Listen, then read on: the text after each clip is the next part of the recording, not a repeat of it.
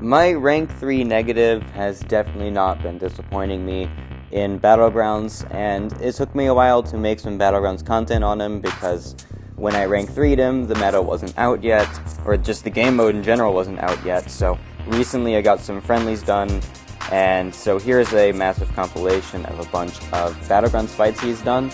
So we're going to start off with this Rintra.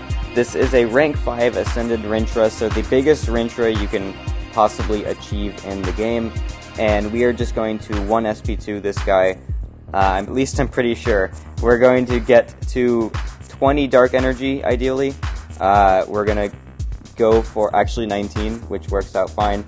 And then we're going to throw the SP2. We have our Petrifies, we have our Degens, they're all ticking, and then this Rintra is just getting absolutely annihilated. We can do more evade shenanigans, and then we full yellow bar that Rintra in 51 seconds. And I don't know if you saw my technique of using the counter evade as an intercept to get rid of the power sting. But yeah, if you catch their dash attack with that evade, you will get rid of the power sting, and then you can throw your special attack immediately without taking damage. So that's really fun. Okay, so now I have negative against this big Killmonger.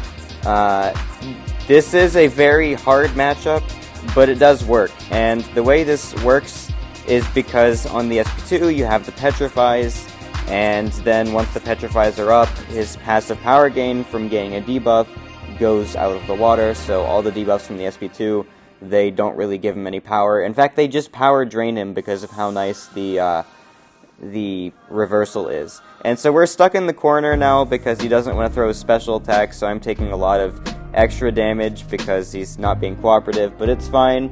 We're going to go for our SP2 just after we bait out his. I'm going to evade, and then we get the power sting off, and as you can see there, just his power just disappeared because we got rid of all of it from the Petrifies. So that was great.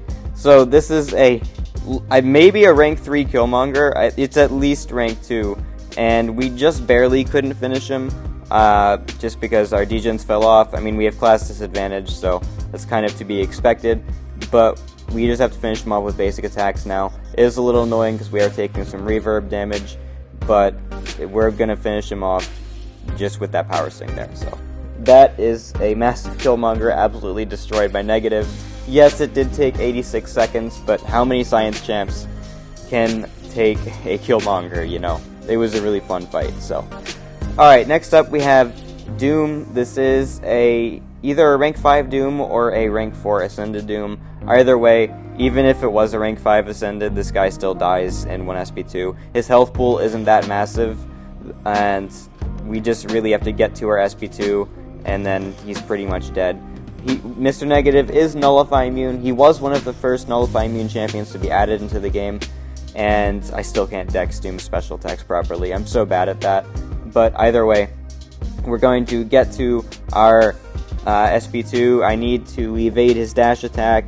We really just pray he doesn't throw that SP1 there, because I would have baited his special one out if my Dark Energy wasn't on a timer, and because of the fact that I ate the SP1 earlier, it was. But it didn't matter, we kill him in 53 seconds, so. Next up, Sauron, rank 2 Sauron, and I am going to mess up in this fight. That's going to make my score a lot worse, but this is pretty decent fight for negative. Sauron can be a little tanky at times because he regens from crits, but when all of our damage comes from red, it really doesn't matter. We need to dex this guy's SP1, and then we go for 9 energy. That's exactly how many we want to start with on our first evade. One thing that is worth noting is that if your opponent is running the Unfazed Mastery, it does kind of screw with negative. However, a way you can also convert your energy is with your SP1.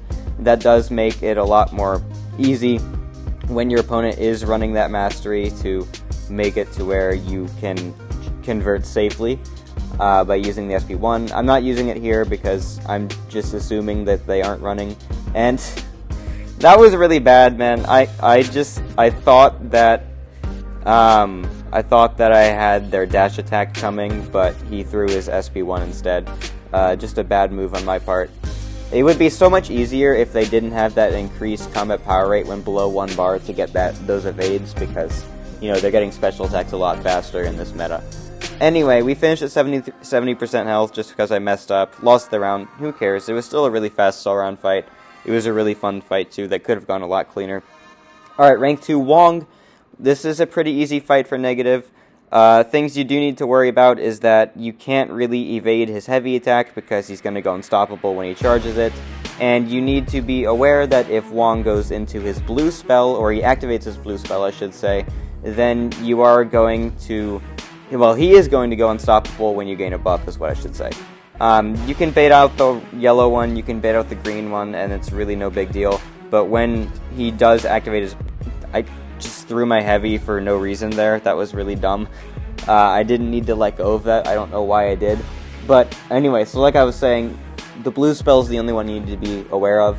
And that Wong just got destroyed with so much overkill in 45 seconds. Okay, Mephisto now. Mephisto is always tricky just because his aura sucks. It's really annoying to deal with. He's got a bunch of power gain that comes with it. But negative, he has only a 2-hit heavy, so if you spam the heavy up to your SP2, you're really only hitting Mephisto like 12 to 15 times before the SP2. That is assuming you only use heavy attacks, which I don't do for some reason. Either way, we are going to get the intercept like that. We place the power sting on him, and now we're just baiting his SP1s. I have absolutely no idea what I was doing there. I just made the fight so much harder for myself. I don't know if my finger slipped or what. I just, for some reason, dashed into his SP1. Either way, he's gonna get destroyed by this SP2 here. We do have the Petrifies to prevent that regen, and then the degens will finish him off right after. And that is a rank 5 Mephisto, dead in 53 seconds. Okay, so last up is a Warlock. This is another thing, kind of like Mephisto, where he's a defender where the least hits you inflict, or just hits you land, the better, because you don't want that infection up when you're using, or just going against Warlock, I should say. So we're going to try to get to the SP2 as soon as possible, and we evade right there. Granted, this is a rank 4 Warlock, so I'm using a rank 3 7-star negative, so it is a big power difference. However, this is an example of how you would want to do the fight if you had this matchup. And yeah, so I'm going to try to parry the SP1 beams if I can, but I also don't want to get too much light energy. We're going to go for the evade. We now have 20 of our charges, and power sting is really annoying. It means that I now have to try to find a way to get to the SP2 a different way. If it was a meta where you weren't getting power stings on yourself for him to ruin your life, then you wouldn't even have to worry about that power drain. It's just the meta we're in, he's going to power drain you, which I didn't even think about initially, but either way, that is my rank 3 negative showcase. I hope you enjoyed the video. If you did, you can leave a like. If you want to watch more, you can subscribe. All the fun YouTube jazz. So, anyway, thank you so much for watching. Have a good one.